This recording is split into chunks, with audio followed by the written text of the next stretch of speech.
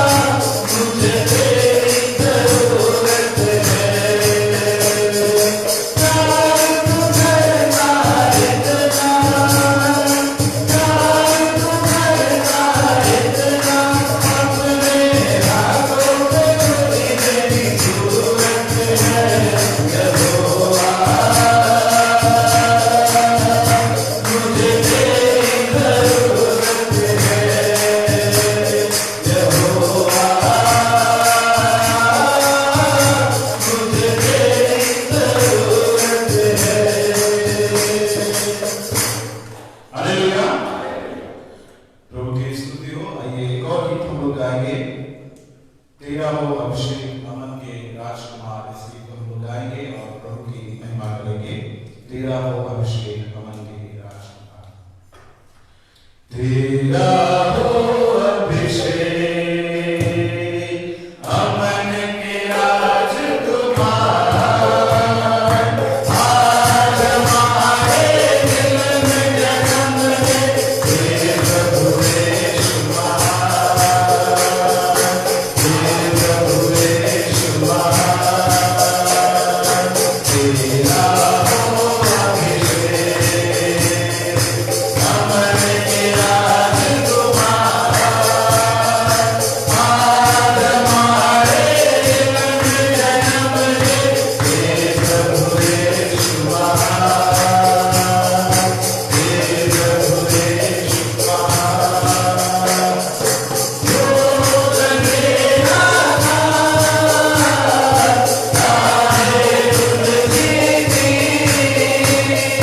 क्रोध मेरा काहे तुझी थी, ये ज़मीं तुझी, आसमां तुझका, ये ज़मीं तुझी, आसमां तुझका, तूने आकर दिल सवारा, तूने आकर दिल सवारा, मेरा प्रेम अपार, तेरा हो अभिषेक अमन के राजकुमार, आज हमारे दिल में जन्म ले हे प्रभु यीशु महान, हे प्रभु यीशु महान। क्या चढ़ाए हम वेद में तुझको, क्या चढ़ाए हम वेद में तुझको, सोना मुर्दा नहीं कबूल तुझको, वर्दे ऐसा तुझ पे करते, वर्दे ऐसा तुझ पे करते, जीवन अपना निसार, तेरा हो अभिषेक अमन के राजकुमार, आज हमारे दिल में जन्म ले हे प्रभु यीशु महान, हे प्रभु यीशु महान। याद तेरी आमद की सारे जहां में बोलो, याद तेरी आमद की सारे जहां में बोलो, दुआ करो अमन जहां में हो, दुआ करो अमन जहां में हो, हम जहां जिस हाल में हो, हम जहां जिस हाल में हो, तेरा करे प्रचार, तेरा हो अभिषेक अमन के राजकुमार, आज हमारे दिल में जन्म ले हे प्रभु यीशु महान, हे प्रभु यीशु महान। हालेलुया, प्रभु की स्तुति हो। आइए इस समय हम परमेश्वर के वचनों में जाने से पहले अपने मनों की तैयारी करें और पवित्र आत्मा की अगुवाई को हम मांगे और एक गीत को हम लोग गाएंगे, उतरा उतरा ऐ रूहे पाक उतरा। इस गीत को हम लोग प्रार्थना पूर्वक हम लोग गाएंगे। उतरा उतरा उतरा ऐ रूहे पाक उतरा, उतरा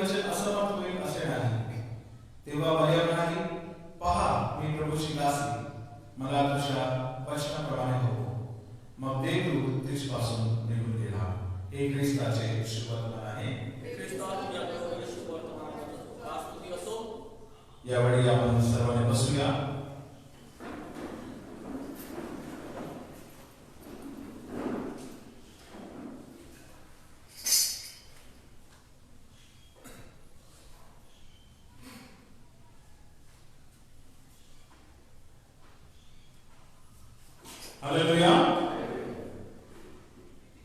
आप सभी से अनुरोध है कि अपने अपने मास्क को को पहनकर रखिए और यदि मास्क नहीं लाए हैं तो रुमाल को भी आप अपना बांध कर रखिए।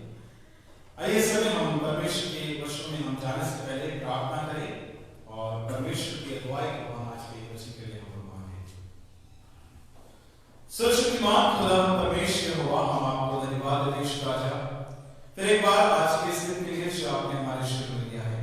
खुदा प्रभु जी हम प्रार्थना करते हैं खास करके प्रभु जी आज के पाक कलाम को जिसे पढ़ा गया है और सुना गया है प्रभु जी, उसमें ध्यान करने से प्रभु जी अपनी पवित्र आत्मा के अगुवाई आप उनके जो कारण आपकी बात करो प्रभु जी हमारे हृदय में उतर कर आपके वचन को प्रभु जी हमें समझाने में सहायता करें, ऐसा आप उद्देश्य है प्रभु जी। हम धन्यवाद देते हैं, आपके नाम की स्तुति करते हैं, आगे के सभी को आपके हाथों में सौंपते हैं। यीशु नासरी के नाम से मांगते हैं, यीशु की दया से कहें आमीन। Hallelujah hallelujah. क्या आप सभी लोग खुश हैं?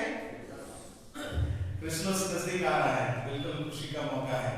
हालांकि इस बार का क्रिसमस हमारा कोविड क्रिसमस होगा क्योंकि बहुत सारे रिस्ट्रिक्शन है, लेकिन उसके बावजूद भी परमेश्वर ने हमें ये अवसर दिया है कि हम उसके भवन में आए, उसकी आराधना कर पाए, इसलिए हम प्रभु को धन्यवाद देंगे।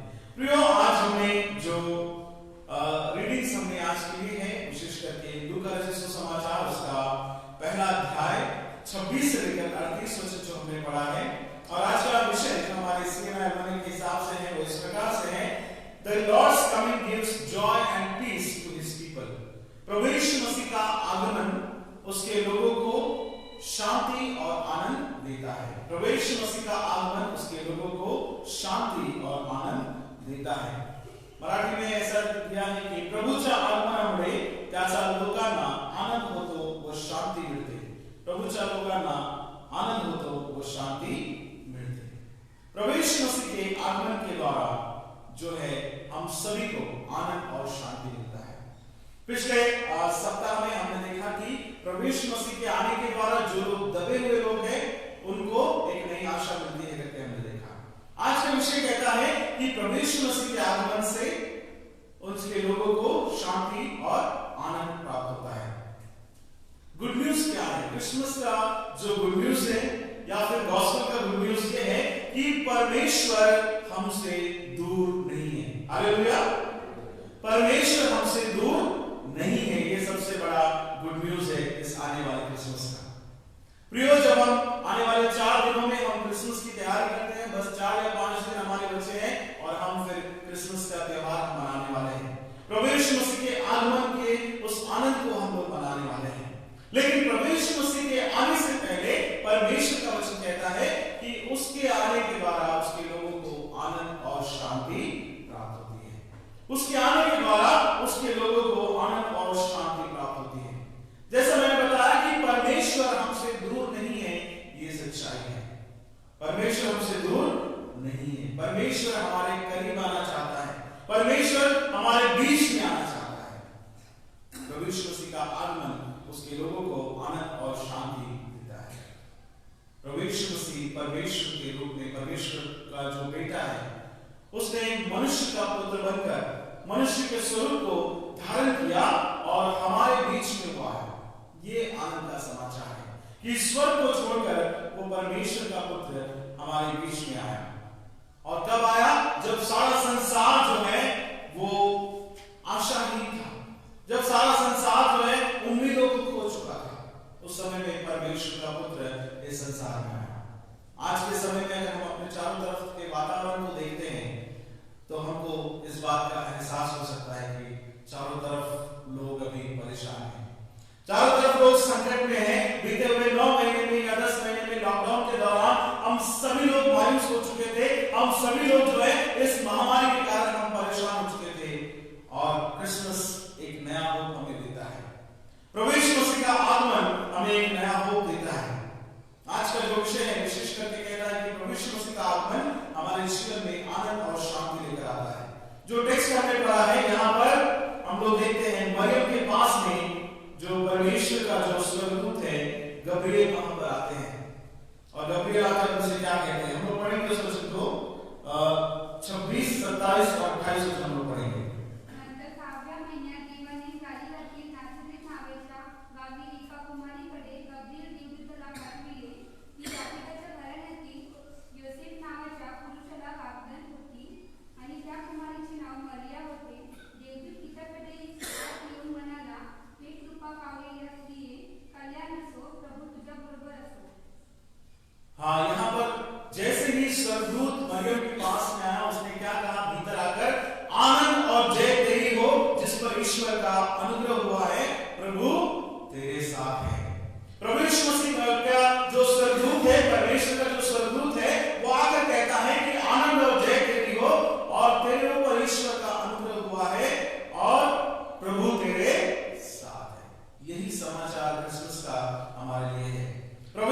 के आगमन का यही हमारे लिए समाचार है कि आनंद और जय आपकी हो, क्योंकि परमेश्वर का अनुग्रह आप सब पर हुआ है और प्रभु आपके साथ है। हम हमेशा जब भी शेयरिंग करते हैं तो हम कहते हैं कि प्रभु आपके साथ है ना? तो आपके भी साथ रहेंगे। परमेश्वर हमारे साथ है, यही हमारे लिए आनंद का समाचार है। हो सकता है हमारे जीवन में समस्याएं हो सकता है हमारे जीवन में तकलीफें हो सकता है हमारे जीवन में बहुत सारी पीड़ाएं हो, चारों तरफ हमारी समस्याएं हो सकती है, लेकिन गुड न्यूज ये है कि इन समस्याओं के बावजूद भी परमेश्वर हमारे साथ है। समस्याएं तो है और वो रहेगी हमारे साथ में, जीवन भर वो रहना है, क्योंकि इंसान है तो हमारे जीवन में समस्याओं का होना वाजिब है। लेकिन गुड न्यूज है कि इन समस्याओं के दौरान भी परमेश्वर हमारे साथ है और उन समस्याओं से वो हमको निकालने का वादा करता है। वो हमारे साथ उन परेशानियों में, उन समस्याओं में हमको वो लेकर चलता है, हमारे साथ कदम से कदम मिलाकर हमारे साथ में परमेश्वर है। ये हमारे लिए गुड न्यूज है। प्रभु यीशु मसीह का आगमन हमारे जीवन में आनंद और शांति लेकर आता है। मेरे प्रिय, यहाँ पर जब स्वर्गदूत मरियम के पास में आया और मरियम से कहा कि तू जो है गर्भवती होगी, परमेश्वर का अनुग्रह तुझ पर हुआ है, तू गर्भवती होगी, एक पुत्र को जनेगी और वो जो पुत्र है वो तुझे कैसे होगा, क्योंकि पवित्र आत्मा के द्वारा तुझे गर्भ होगा और तू उस पुत्र को तू जन्मेगी। क्या ये सच में आनंद का समाचार था एक स्त्री के लिए जिसका विवाह नहीं हुआ? हालांकि उस समय के बाद को अगर हम देखें तो कितने चैलेंजेस को उसने फेस किया होगा। मरियम एक कुंवारी होने के नाते जब वो गर्भवती हुई तो समाज में उसको कितना बहिष्कार का जो है सामना करना पड़ा होगा। समाज में लोगों ने उसको कितना सवाल उसके ऊपर उठाए होंगे, लेकिन वो परमेश्वर की उस योजना में शामिल होती है। परमेश्वर की उस योजना में जिसके द्वारा पवित्र आत्मा उसके ऊपर आएगा और वो संतान को जन्म देगी, उसने उस बात को स्वीकार किया। क्या कहती है वो? 38वां वचन में पढ़ेंगे। 38वां वचन।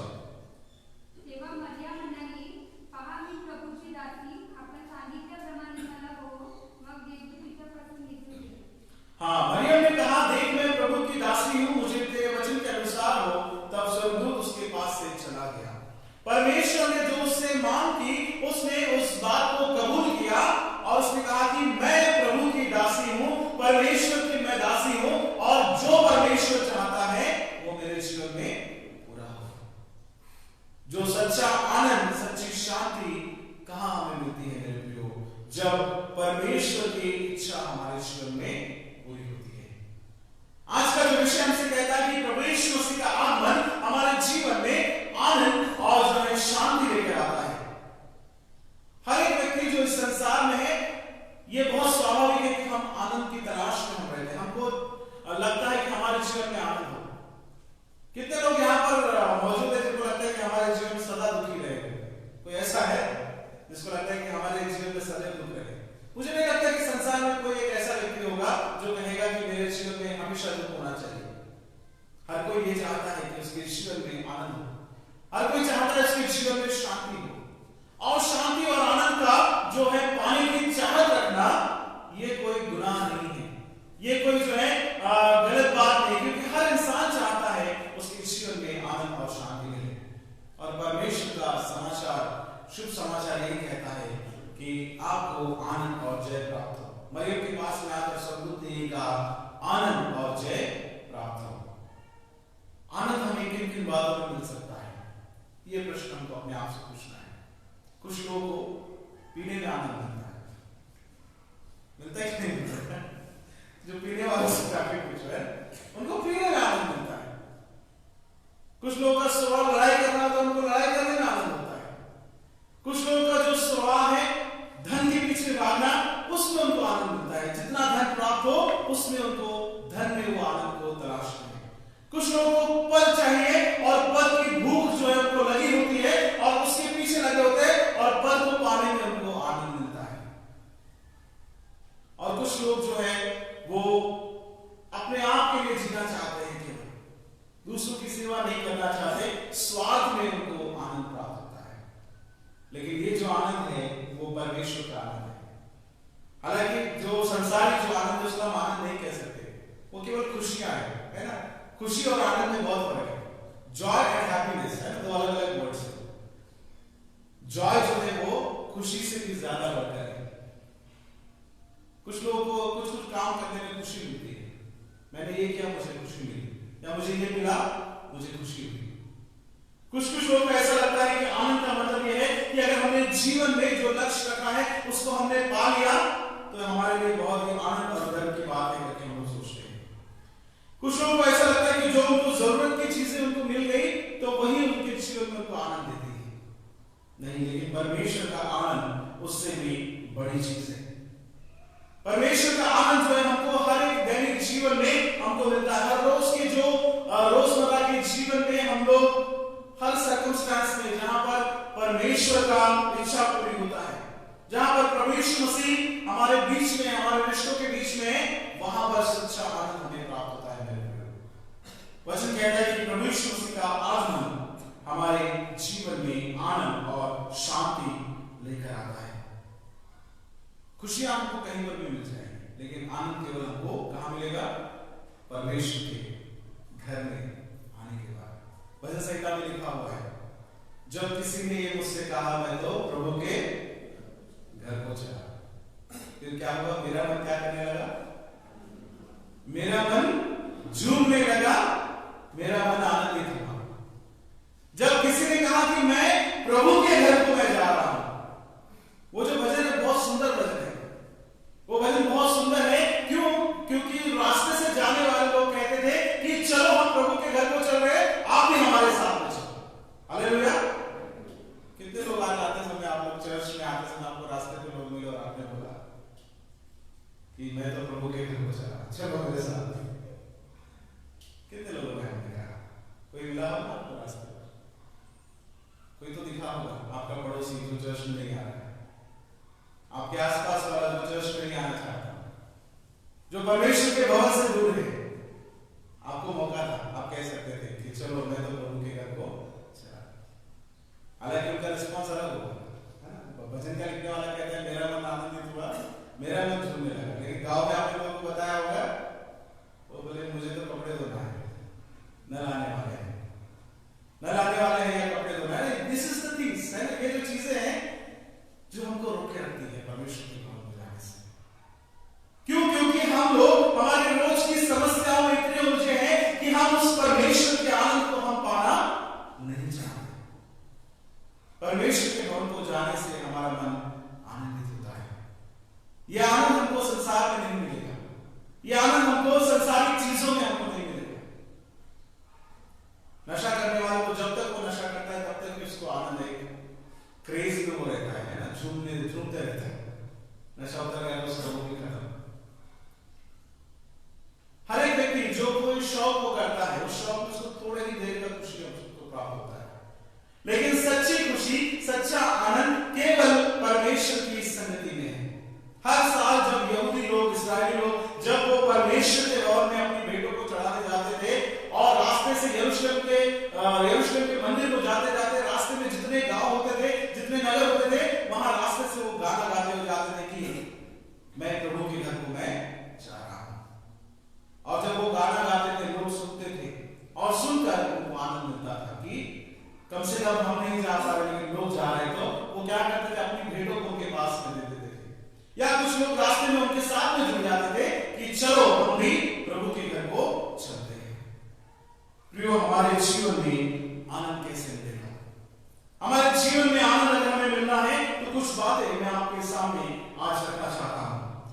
The joy is found through simple commitments to yield to God's will. परमेश्वर का जो आनंद है वो हमको कैसे मिलता है?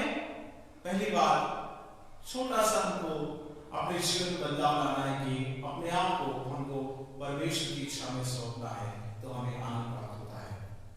कई बार हम लोग प्रार्थना करते हैं प्रभु मुझे ये चाहिए, वो चाहिए, वो चाहिए, वो चाहिए ना। हम लोग सामान की लिस्ट जैसे किराना में जाके दे देते ना, वैसा बहुत बार हम लोग परमेश्वर को भी लिस्ट पकड़ा देते हैं, परमेश्वर आज का दिन मेरे को ये होगा। लेकिन कितने बार हम प्रार्थना करते हैं कि प्रभु तेरी इच्छा पूरी हो। यहां पर जो है मरियम ने क्या कहा? 38वां वचन में लिखा है कि मैं प्रभु की दासी हूं, I am the servant of the Lord,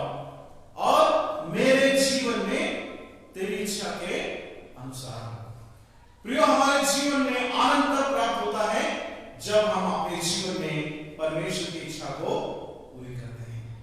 सच्चा आनंद तभी प्राप्त होगा जब परमेश्वर की इच्छा हमारे जीवन में पूरी होती है। हम लोग कई बार प्रार्थना करते हैं, प्रभु की प्रार्थना करते हैं, तेरी इच्छा जैसे कहां पर पूरी होती है? स्वर्ग में पूरी होती है, वैसे ही पृथ्वी पर भी पूरी होकर के हम प्रार्थना करते हैं। लेकिन क्या सचमुच में हम वो इच्छा पूरी करने के लिए कोई कोशिश करते हैं? क्या हम ये चाहते हैं कि परमेश्वर की इच्छा सच में पूरी हो? अगर परमेश्वर की इच्छा को पूरी करना है तो हमको अपने जीवन को परमेश्वर के हाथ में सौंपना बेहद जरूरी है। परमेश्वर की इच्छा तब पूरी होती है जब जो है हम अपने जीवन को उसको सौंप देते हैं। कमिटमेंट हमारे जीवन में होना चाहिए। परमेश्वर का जो आनंद है हमें कहां प्राप्त होता है? जब हम परमेश्वर की इच्छा को पूरी करते हैं तब पूरा होता है।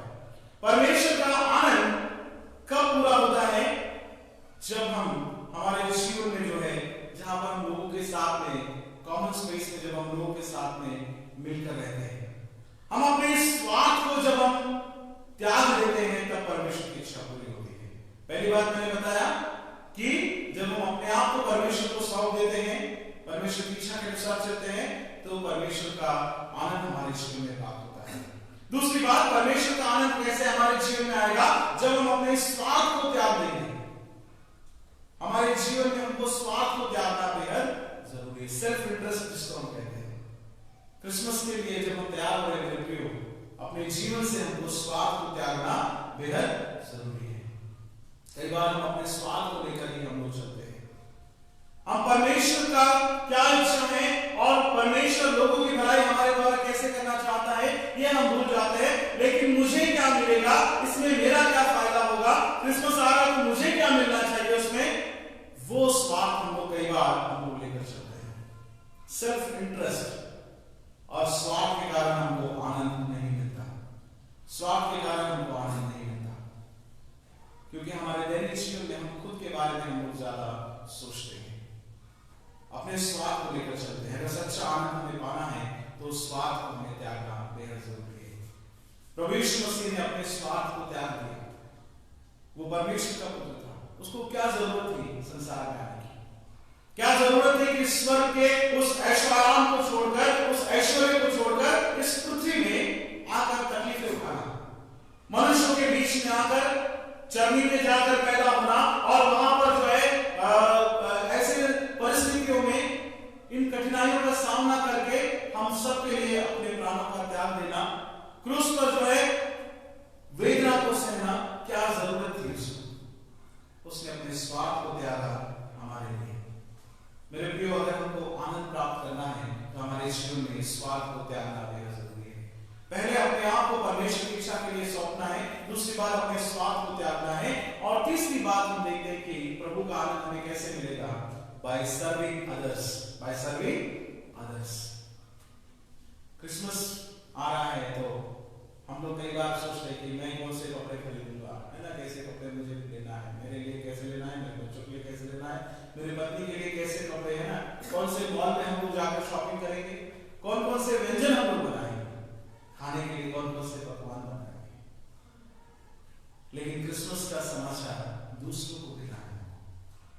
Bye serving others. क्या कोई भूखा है जिसके घर में भोजन नहीं है? क्या मैं उसको भोजन को देकर जो है उसके क्रिसमस को आनंदित बना सकता हूं? क्या ऐसा कोई जरूरतमंद है जिसके पास पहनने के लिए इस ठंड में कपड़े भी नहीं है उड़ने के लिए, और ऐसे व्यक्ति को अगर मैं जाकर उसको कपड़े देता हूं, उसकी जरूरत को अगर मैं पूरा करता हूं इस ठंड के समय में, तो मैं रियल क्रिसमस मनाता हूं। सच्चा आनंद जो है दूसरों की सहायता करने में, दूसरों की सेवा करने में हमको मिलता है। सच्चा आनंद खुद के लिए कमाने में या खुद के लिए जो है खरीदी करने में नहीं मिलेगा। दूसरों को आप जब देंगे तो कितना सेटिस्फैक्शन आपको मिलेगा। मुझे याद है पिछले साल के क्रिसमस में हम लोग केक बांटने के लिए हम लोग हॉस्पिटल में गए थे, सरकारी यहाँ गवर्नमेंट हॉस्पिटल में। तो वहां पर गए तो लोगों को बड़ा अच्छा लगा जाकर। जब वहां पर केक का वितरण वहां पर किया गया तो बहुत अच्छा लगा।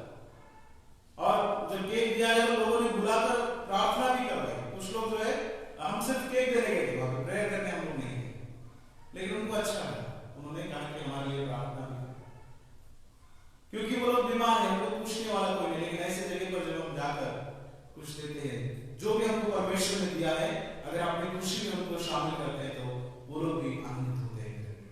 कई बार हम हमारे घरों को बहुत अच्छा डेकोरेशन हम लोग करते हैं, बढ़िया चुना हम लोग मारते हैं, पेंटिंग करते हैं, सब करते हैं, डेकोरेशन करते हैं, बहुत सारा पैसा हम लोग खर्चा करते हैं चर्च पे डेकोरेशन में।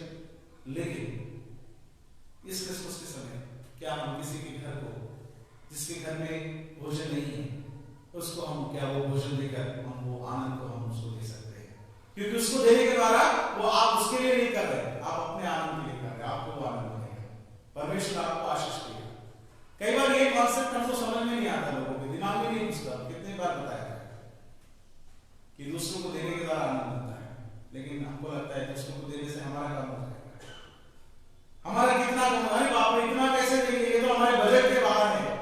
बहुत बार हम लोग ऐसा सोचते हैं, लेकिन देने के द्वारा जो आनंद मिलता है, परमेश्वर ने परमेश्वर से अपने इकलौते पुत्र को दे दिया। किसके लिए दिया? संसार के लिए दिया। तीन बातें मैंने भी आपको बताई।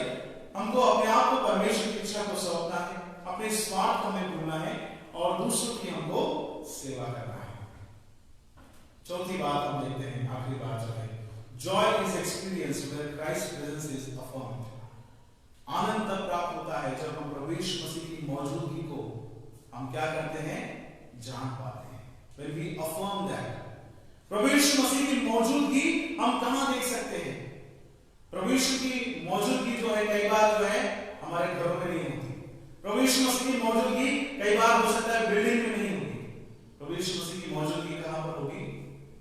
जो लोग दुख में हैं, जो लोग पीड़ा में हैं, उनके बीच में प्रभु यीशु मसीह है। जो लोग प्रार्थना करते हैं, जो लोग परमेश्वर के नाम से इकट्ठा होते हैं, उनकी संगति में प्रभु यीशु मसीह मौजूद है। जब हम किसी भूखे की भूख को मिटाते हैं, वहां पर प्रभु यीशु मसीह मौजूद है। प्रभु यीशु मसीह बड़े बड़े जो है जगह पर वो नहीं रहता, वो आपके हृदय में रहना चाहता है। प्रभु यीशु मसीह का आगमन आपके जीवन में, हमारे जीवन में शांति और आनंद वो लेने के लिए, वो देने के लिए हमारे जीवन में आया है। शांति और आनंद लेकर आता है, और सच्चा आनंद जो है दूसरों की सेवा करने में। प्रभु यीशु मसीह जो है हमारे बीच में मौजूद है। मुझे मदर टेरेसा का एक स्टेटमेंट यहाँ पर याद आता है। एक बार किसी ने मदर टेरेसा से ये पूछा कि आप इन लोगों की सेवा क्यों करते हैं? ये जो कोढ़ी लोग हैं, ये जो रास्ते पर पड़े जो लोग हैं, बीमार लोग हैं, इनको जाकर आप छूते हैं, पकड़ते हैं, आपको डर नहीं लगता? आपको डर नहीं लगता? आप क्यों इन लोगों की सेवा करते हैं? क्या कारण है आप इनकी सेवा करने का? क्योंकि इनको छूने से इनकी बीमारी आपको लग सकती है, इनको पकड़ने से इनकी जो समस्याएं हैं और इनके पास में जाना लोग पसंद नहीं करते, आप क्यों उनको छूते हैं? तब मदर टेरेसा ने उनको जवाब दिया। क्या जवाब दिया?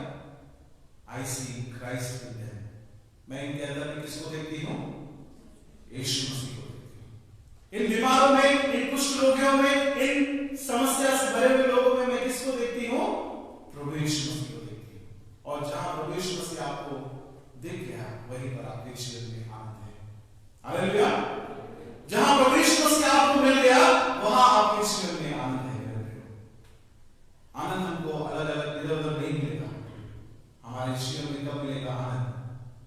जब हम प्रभु यीशु मसीह को देख पाएंगे, उसको समझ पाएंगे कि प्रभु यीशु मसीह कहां है, प्रभु यीशु मसीह कहां है। वो ऐसे जरूरतमंदों के साथ में, जो दुखी है, जो पीड़ित है, उनके साथ में प्रभु यीशु मसीह है। इसलिए प्रियो, जब हम इस क्रिसमस को मनाते हैं, आज का वचन से यही कहता है कि प्रभु यीशु मसीह का आगमन हमारे जीवन में आनंद और शांति लेकर आता है। प्रभु करे वचन हमारे लिए आशीष का कारण बने। आमीन।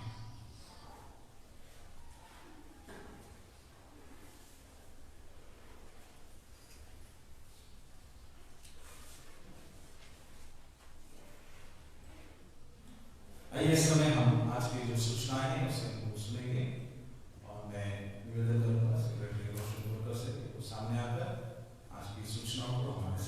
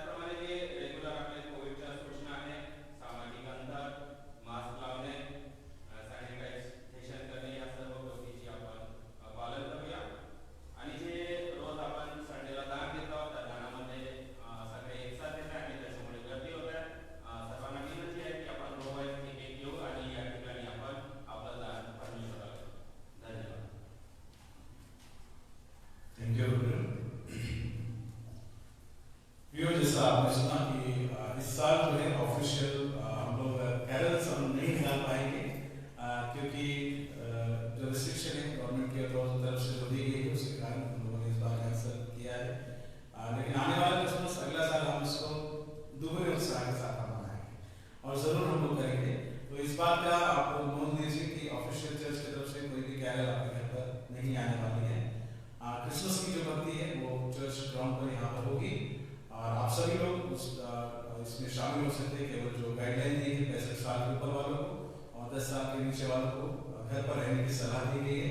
इस बात का हम ध्यान रखेंगे, अपने मास्क हम लोग पहने रखेंगे और सैनिटाइजेशन को भी हम लोग ध्यान रखेंगे, क्योंकि इस बार का क्रिसमस है थोड़ा रिस्ट्रिक्शन से हम लोग मनाएंगे। लेकिन कोई बात नहीं, इस रिस्ट्रिक्शन के बावजूद भी सबसे बड़ी आनंद की बात यह है कि हम चर्च में आ पा रहे हैं परमेश्वर ने, क्योंकि उम्मीद तो ये नहीं थी कि चर्च खुलेगा करके, क्योंकि पूरा साल ऐसा निकल गया, बड़े बड़े त्योहार निकल गए। लेकिन ये परमेश्वर का अनुग्रह है कि हमको चर्च ओपन हुआ है और हम लोग परमेश्वर की भक्ति हम लोग कर पा रहे हैं। 24 तारीख का और 31 तारीख का रात का जो है वो सर्विस में होगा जैसा बताया गया, लेकिन मॉर्निंग में 25 को यहाँ पर वर्शिप होगी और 31 को भी वर्शिप होगी। तो आप उसमें शामिल हो सकते हैं। विशेष करके प्रमोशन जो लोग चाहते हैं वो लोग मुझे संपर्क करें 1 या 2 दिन पहले और मैं आपके घर पर आकर आपको प्रमोशन में दूंगा। इस बात का आप ध्यान रखिए। और जो लोग हैं ऑनलाइन सर्विस को जो है घर पर रहकर भी लाभ उठा सकते हैं। फेसबुक लाइव पर भी आप मेरे पेज पर जा सकते हैं या फिर आप जो अपना चर्च ग्रुप है वहाँ पर आप लिंक को देख सकते हैं। आइए समय हम लोग मध्यस्थी की प्रार्थना में हम लोग जाएंगे और प्रार्थना करेंगे हमारे चर्च के लिए, आने वाले क्रिसमस के लिए, और परमेश्वर जो है रास्ता निकाले। जो बीमार है विशेष करके उनके लिए हम लोग प्रार्थना करेंगे कि प्रभु उनको चंगाई करके हम प्रार्थना करेंगे। आने वाला क्रिसमस और नया साल हम सब के लिए आनंद से भरा हो, खुशी से भरा हो करके हम प्रभु से हम लोग विशेष प्रार्थना हम लोग करेंगे। आइए से हम लोग प्रार्थना करेंगे, मध्यस्थी की प्रार्थना। ख्रिस्त आपला प्रभू सदैव आपल्या मानव परिवारासाठी देवाजवळ मध्यस्थी करीत असतो, त्यात सहभागी होऊन आपणही सर्वांसाठी प्रार्थना करूया। हे सगळे देव बापा, जगात सर्वत्र शांती नांदावी, सर्वांना न्याय मिळावा आणि प्रत्येकाला समृद्ध जीवन जगता यावे अशी आम्ही प्रार्थना करतो। हे प्रभू कृपा कर। या ठिकाणी दुर्गापूरमध्ये राहणाऱ्यांसाठी आम्ही प्रार्थना करतो, परस्परात भेदभाव व कलह निर्माण करणारी कारणे दूर व्हावी आणि आमच्या देशात ऐक्य भावना वाढीस लागावी अशी आम्ही प्रार्थना करतो। हे प्रभू कृपा कर। शेतकरी, उद्योजक, व्यापारी, कामगार, मजूर, देशाचे रक्षण करणारे जवान यासाठी या सर्वांसाठी आम्ही प्रार्थना करतो। हे प्रभू कृपा कर। विद्यार्थी, शिक्षक, शास्त्रज्ञ, कलाकार, लेखक, पत्रकार आणि जनमानस घडवणारा विशेष करून जे कोविडसाठी जे वॅक्सीन तयार करत आहेत या व्यक्ती या सर्वांसाठी आम्ही प्रार्थना करतो। हे प्रभू कृपा कर। आमची प्रार्थना आहे जे दीनदुखी, गरीब, भुके, कंगाल, निराधार, रंजले गांजलेले, बेरोजगार, रुग्ण, मरणासन, विशेष करून आमच्या चर्चमध्ये जे लोक आजारी आहेत त्या सर्वांसाठी तसेच त्यांना मदत करणाऱ्यांसाठी आम्ही प्रार्थना करतो। हे प्रभू कृपा कर। आमच्या देशाच्या तसेच इतर देशाच्या सत्ताधाऱ्यांसाठी विशेषतः आमचे राष्ट्रपती रामनाथ कोविंद, पंतप्रधान नरेंद्र मोदी, आमच्या राज्याचे राज्यपाल आणि मुख्यमंत्री उद्धव ठाकरे तसेच इतर अधिकारी वर्ग या सर्वांसाठी आम्ही प्रार्थना करतो। हे प्रभू कृपा कर। सर्व ख्रिस्ती लोकांचे ऐक्य व्हावे, त्यांनी जगात सर्वत्र ख्रिस्ताची साक्ष द्यावी आणि मनोभावे तुझी सेवा करावी अशी आम्ही प्रार्थना करतो। हे प्रभू कृपा कर। आमच्या देशातील सर्व ख्रिस्त मंडळांसाठी, त्यांच्या परिषदा आणि समित्यांसाठी तसेच त्यांच्या नेत्यांसाठी आम्ही प्रार्थना करतो। विशेषतः आमच्या चर्च ऑफ नॉर्थ इंडियाचे moderator the most reverend PC Singh, church of south इंडियाचे मॉडरेटर मार्तोमा चर्चचे मेट्रोपॉलिटन, आमच्या धनप्रांताचे bishop right reverend Sharad Gaikwad आणि आमच्या ख्रिस्त मंडळाचे पालक वर्ग यांच्यासाठी आम्ही प्रार्थना करतो। त्यांनी कर्तव्यनिष्ठतेने आपले कार्य पार पाडावे असे तू कर। हे प्रभू कृपा कर। तुझ्याशी एकनिष्ठ राहून ज्यांनी हे लोक तुझी सेवा केली त्या सर्व श्रद्धावंतांसह आम्हालाही तुझ्या सनातन राज्यातील आनंद प्राप्त व्हावा अशी आम्ही प्रार्थना करतो। हे प्रभू कृपा कर। हे स्वर्गीय बापा, तुझे राज्य लवकर यावे असे तू कर। तुझा पुत्र आमचा प्रभू व तारक येशू ख्रिस्त याच्या नावाने या विनंत्या आम्ही तुला सादर करीत आहोत, त्या तू कृपेने मान्य कर।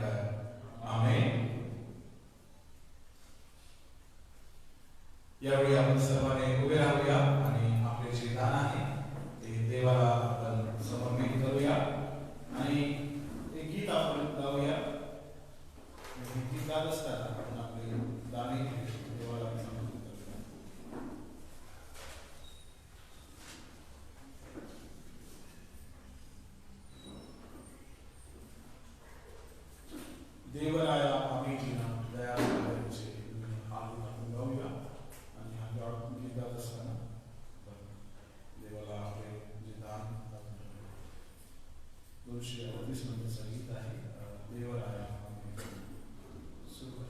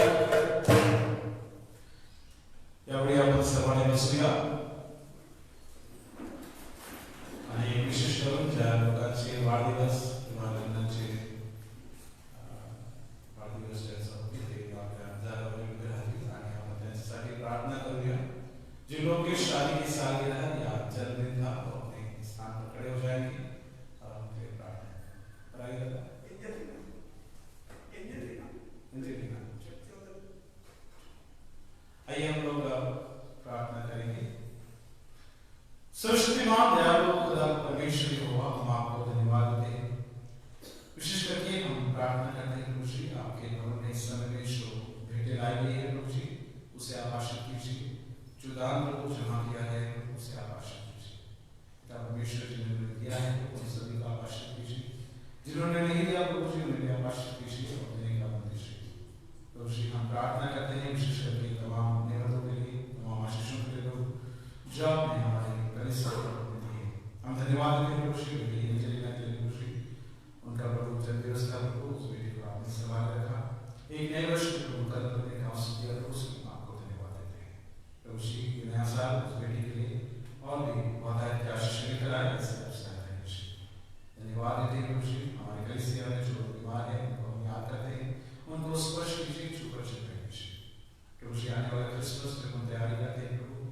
सभी लोग पूरे आनंद के साथ, खुशी के साथ मुझे उसके सुख में शामिल हो सके, ऐसी आप सहायता कीजिए। धन्यवाद देते हैं, आपके नाम की स्तुति करते हैं, यीशु मसीह के नाम से मांगते हैं, प्रयास करते कीजिए। आमीन आमीन।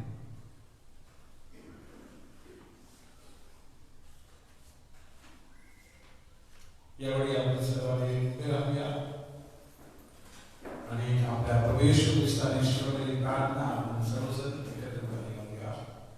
हे आमचा सगळ्यातील बाप्पा, तुझे नाव पवित्र जावो, तुझे राज्य येवो, तुझे स्वर्गात जसे पृथ्वीवर आहे तसे जगात आमचे रोजचे भाकर आम्हाला दे, आणि जसे आम्ही आमच्या पापांची क्षमा करतो तसेच आमच्या क्षमा कर, आणि आम्हाला परीक्षेत नकोस पण आम्हाला काही ते राज्य सामर्थ्याने करो, हे सर्व काम तुझे आहे। आमीन। धर्मरवी ख्रिस्ताचा प्रकाश तुमच्यावर असो, आणि त्या प्रकाशाने तुमच्या मार्गावरील अंधार दूर हो। सर्वसमर्थ देव पिता पुत्र पवित्र आत्मा तुम्हाला आशीर्वाद देवो, आता आणि सदा सर्वदा। आमीन। शांतीने जा, प्रभूवर प्रेम करा आणि त्याची सेवा करा। सुवा